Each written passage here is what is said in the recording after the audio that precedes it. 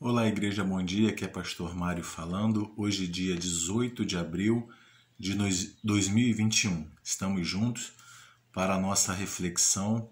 Vamos fazer a reflexão em duas partes. A mesma reflexão na parte da manhã, no período da manhã, uma primeira parte, e no culto da noite, uma segunda parte. Tá bom? Para isso, eu te convido a fazer a leitura de Gênesis, capítulo 25. A gente vai ler do verso 27 ao verso 34. Mas antes a gente vai orar. Vamos orar? Feche seus olhos, baixe sua cabeça aí na sua casa, Igreja Batista Central em Honório Gurgel. Vamos orar. Senhor, louvado seja o teu nome. Nós te damos graças, Deus, por poder falar contigo nesse momento. Te damos graças pela nossa vida, te damos graças pelo ar que respiramos, pela nossa família, pela tua igreja, pela nossa igreja. Senhor Pai, te damos graças pelos aniversariantes, mais um ano de vida completado. Muito obrigado pela vida da Aliana, da Belinha, da Juliana Fernandes, que nessa semana fizeram aniversário dias 13, 16 e 17. Muito obrigado, abençoa cada vez mais tuas filhas, suas famílias, Pai. Te peço em nome de Jesus.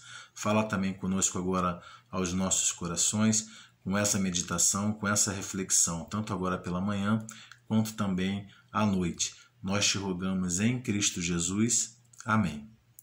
Amém? Abriu a sua Bíblia? Gênesis, é logo no início, né? Capítulo 25, verso 27 ao 34. Abriu aí a Bíblia? Então vamos fazer a leitura, tá bom? Se você não abriu, acompanhe aqui a minha leitura. Diz assim a palavra de Deus. Cresceram os meninos. Esaú saiu perito caçador, homem do campo. Jacó, porém, homem pacato, habitava em tendas. Isaque amava Esaú, porque se saboreava de sua caça. Rebeca, porém, amava Jacó. Tinha Jacó feito um cozinhado, quando esmorrecido veio do campo Esaú, e lhe disse, peço-te que me deixes comer um pouco desse cozinhado vermelho, pois estou esmorrecido. Daí chamar-se Edom. Edom é ruivo. Disse Jacó, vende-me primeiro o teu direito de primogenitura. Verso 32. Ele respondeu, estou a ponto de morrer. De que me aproveitará o direito de primogenitura? Então disse Jacó, jura-me primeiro. Ele jurou e vendeu o seu direito de primogenitura a Jacó. Deu, pois, Jacó a Esaú pão e o cozinhado de lentilhas. Ele comeu e bebeu, levantou-se e saiu. Assim desprezou Esaú o seu direito de primogenitura. Nossa reflexão hoje em cima desse texto é com o seguinte tema: na maratona da vida. Na maratona da vida. Você sabe o que é uma maratona? Maratona é uma prova longa, né, onde os seus concorrentes, aqueles que estão disputando a prova, eles fazem uma corrida a pé. E ela é realmente muito longa, ela tem cerca de 42 quilômetros. Imagina, 42 quilômetros correndo para vencer uma prova. A gente trazendo isso para a nossa vida, né? A maratona da vida, a nossa corrida diária. Eu quero refletir com você então na maratona da vida, como a gente deve proceder. Em primeiro lugar, na maratona da vida, seja um trabalhador. Veja, aqui são dois irmãos, Esaú e Jacó, irmãos gêmeos. Os irmãos, eles geralmente têm muitas diferenças, mas também algumas coisas semelhantes.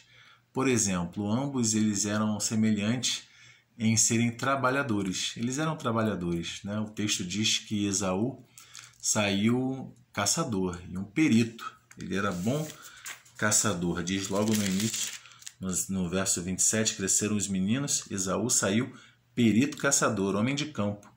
Jacó, porém, pacato, habitava em tendas. Jacó era mais na sua, mais de ficar em casa, de ser trabalhar em casa, depois ele vai se tornar um pastor de ovelhas,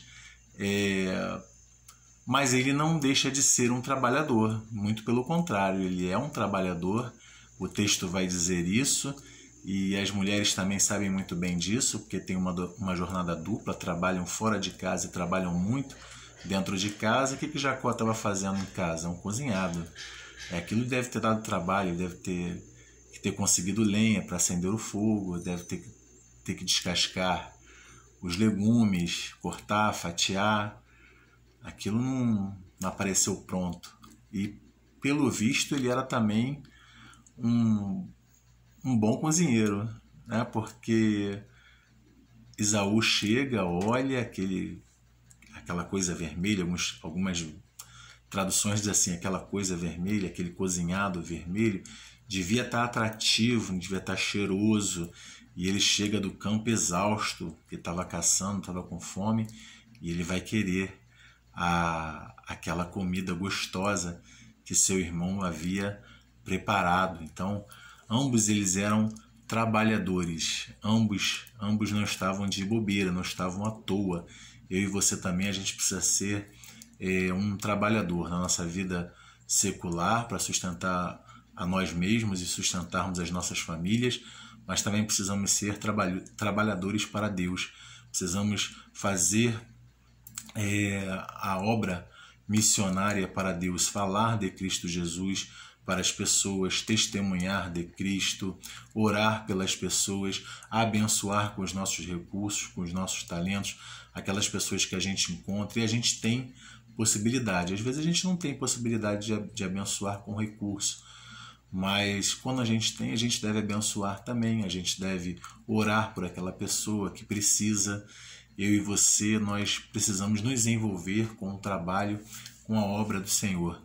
A gente precisa cada vez mais consagrar a nossa vida para Deus e orar, estudar a palavra de Deus para ter conhecimento, para estarmos preparados para as situações, para abençoar pessoas com uma palavra, com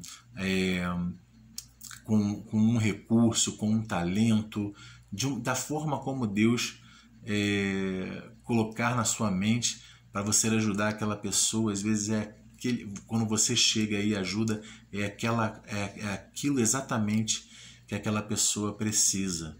E a gente não pode abrir mão disso, de ser trabalhador na maratona da vida, principalmente de trabalharmos para Deus, ainda que a gente não esteja se reunindo presencialmente. Eu e você, a gente deve trabalhar para Deus, para abençoar o mundo, para abençoar as pessoas, para levar a palavra de Deus, levar o conhecimento de Jesus Cristo às outras pessoas. Em segundo lugar, na maratona da vida, não seja imediatista. Veja que Esaú, ele foi bem imediatista. Ele chegou, estava com fome, queria comer alguma coisa, e nessa ânsia de saciar o seu desejo, a sua fome, ele vai e vende o direito de primogenitura, que era um direito muito importante. Se você quiser saber mais sobre ele, leia Deuteronômio, capítulo 21, do verso 15 ao verso 17. Lá você vai descobrir que o primogênito, ele tinha direito à porção dobrada na herança, nas bênçãos. Então, ele abre mão disso. Ele abre mão desse direito de primogenitura para atender e saciar o seu desejo imediato. Quantas vezes eu e você, a gente, para atender um desejo imediato, a gente faz o que é contrário à vontade de Deus. A gente cede à tentação e a gente vai e vivencia, torna concreto o pecado, que já passou na nossa mente, mas a gente podia não concretizar ele. Mas como a gente quer atender aquele desejo imediato, aquela vontade, aí a gente vai e dá vazão ao nosso desejo, à nossa concupiscência, e aí vai e adere ao pecado, vai e realiza aquilo. Então a gente tem que ter cuidado com isso, né? Todos nós, crianças, adolescentes, jovens, adultos, terceira idade, a gente não deve dar vazão muito de maneira imediata aos nossos desejos, porque aí a gente depois vai se arrepender de realizá-los imediatamente. isso vai trazer consequências negativas, como trouxe para Esaú, vai trazer para mim e para você também.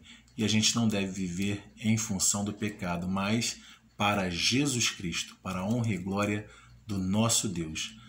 Agora eu vou parar por aqui e logo mais a gente continua nessa reflexão, a maratona da vida, na maratona da vida, né? Um beijo grande no seu coração, um domingo abençoado. À tarde terei reunião com o Conselho Fiscal e a Tesouraria, tá bom? Vai ser bom porque eu vou rever alguns irmãos, né? E a gente vai também fechar relatório, isso é bom, né? Um beijo grande no coração para toda a Igreja Batista Central em Honório Gurgel.